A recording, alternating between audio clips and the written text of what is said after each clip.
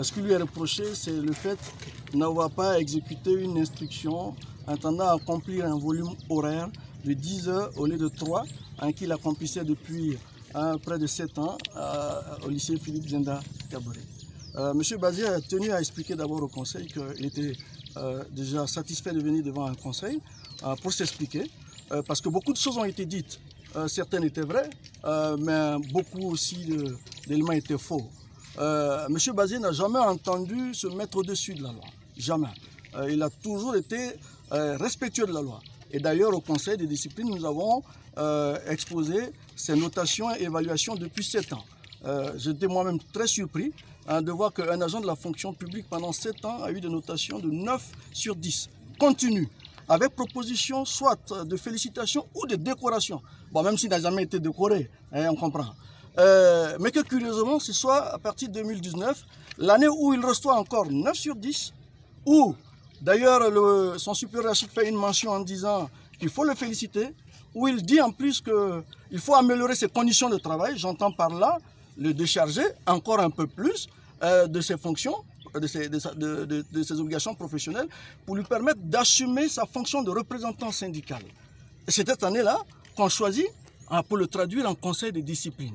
Bon, mais écoutez, nous avons tenu à dire au conseil que nous venions vraiment dans un climat apaisé, nous sommes dans un état de droit. M. Bazir n'est pas au-dessus de la loi. Si on estime qu'il a fauté, on le juge. Sauf que nous estimons qu'aucune faute n'a été commise. Aucune faute, pourquoi? Parce que je viens de vous le dire. Le gouvernement lui-même, depuis des années, notamment depuis 2010, a traité dans un communiqué final après une rencontre avec les syndicats la question des permanents syndicaux. Beaucoup de Burkinabés ne savent pas ce que c'est. Les permanents syndicaux, c'est-à-dire que l'État s'engage à ce que des agents des syndicats, notamment des responsables désignés, qui sont agents de la fonction publique ou même travailleurs du privé, soient mis à disposition du syndicat. Donc ils travaillent dans le syndicat, mais ils sont payés par la fonction publique. Et une loi, la loi 081, son article 121, a adopté ce principe-là. Au Burkina, il y aura désormais des permanents syndicaux. Sauf que depuis 5 ans, on attend la mise en œuvre pratique, rien n'est fait. Donc vous ne pouvez pas comprendre comment vous pourrez comprendre qu'un État qui admet des permanents syndicaux puisse reprocher à un responsable syndical de ne pas accomplir le volume horaire légal imparti aux enseignants.